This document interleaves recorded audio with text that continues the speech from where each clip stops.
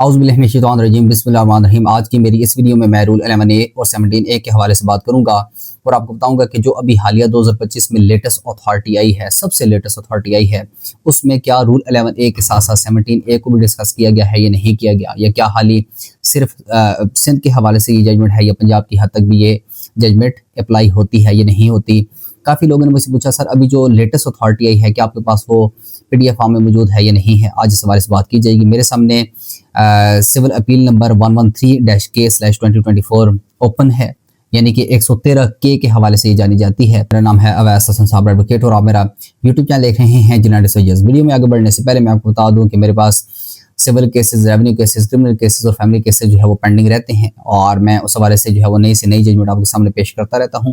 इसलिए आपको कोई भी जजमेंट PDF फॉर्म में चाहिए हो तो आप मुझे व्हाट्सएप पे जो है वो मैसेज भेज सकते हैं। मेरा व्हाट्सएप नंबर है 030863644401 और आपने मुझे इस नंबर पर जो है वो व्हाट्सएप भेजना है। जो भी आपको जजमेंट चाहिए होगी उसका आपने हवाला देना है। बिलफर्ज माल आपको कोई भी जजमेंट चाहिए तो आपने उसका हवाला देना है, जैसे कि 2025 SCMR पेज फलां। आपने ये तीनों चीज़ें मैसेज के जरिए मुझे भेजनी है तो मैं इंशाल्लाह आपको जो है वो जजमेंट प्रोवाइड कर दूंगा किसी हवाले से भी, यानी कि आपको रेवेन्यू की कोई जजमेंट चाहिए हो, फैमिली की चाहिए हो, सिविल की चाहिए हो, किसी हवाले से भी आपको जजमेंट चाहिए तो आप इंशाल्लाह मुझसे रब्ता कर सकते हैं, मैं इंशाल्लाह आपको प्रोवाइड कर दूंगा। अब आइए चलते हैं अपनी जजमेंट की जानिब और आपको बताता हूँ कि ये सबसे लेटेस्ट जो अथॉरिटी है इसमें क्या कहा गया है। तो आइए चलते हैं। In the supreme court of Pakistan में जो जस्टिस साहबान थे वो हैं justice Mohammad Ali Mazhar, justice Athar Minallah, justice Salahuddin Panhwar. Criminal appeal number 113-K/2024 और ये जो जजमेंट आई है ये किस ऑर्डर के खिलाफ आई है, जो कि सिंध हाई कोर्ट ने फैसला किया था मोरखा 6/4/2022, उसके खिलाफ ये जजमेंट आई है। और इसका जो टाइटल है वो है province of Sindh and others versus Huzaifa Hanif,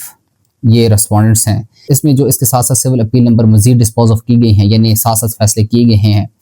उसमें सिविल अपील नंबर 114-K/2024 और ये है किसके खिलाफ, मोहम्मद बचल के खिलाफ है। उसके बाद सिविल अपील नंबर 115-K/2024 और ये प्रोविंस ऑफ सिंध ने किया था काजिम अली के खिलाफ, और इसके साथ साथ 116-K/2024 और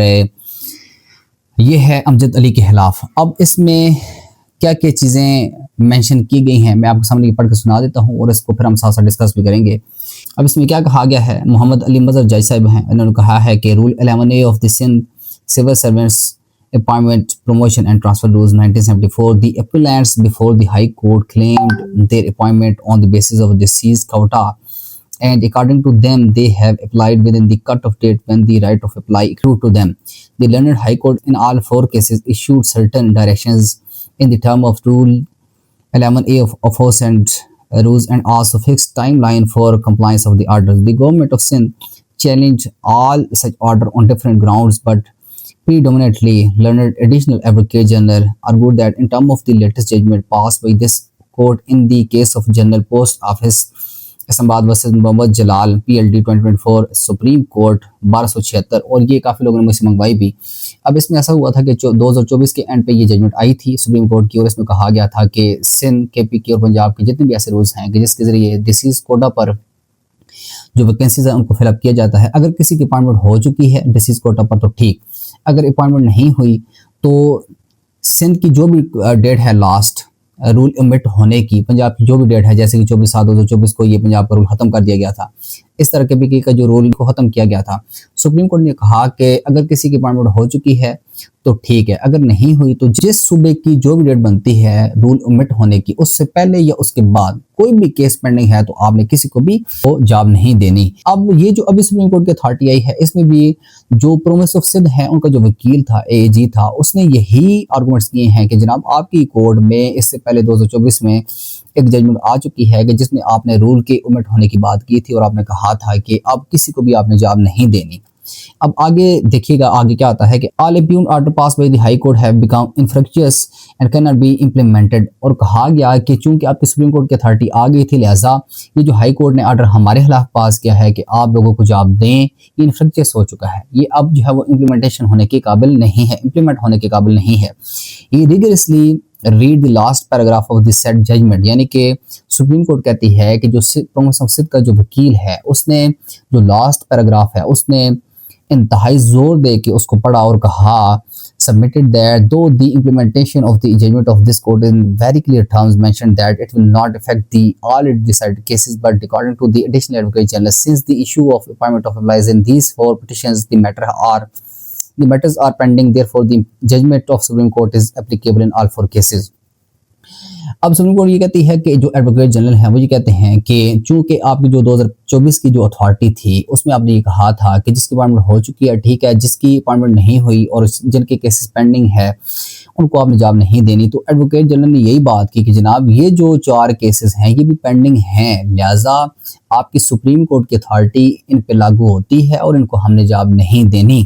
اب آگے ذرا سنیے گا بڑی تفصیل کے ساتھ. وی ہیو بڑے غور کے ساتھ we have considered the arguments of the learned additional advocate general but the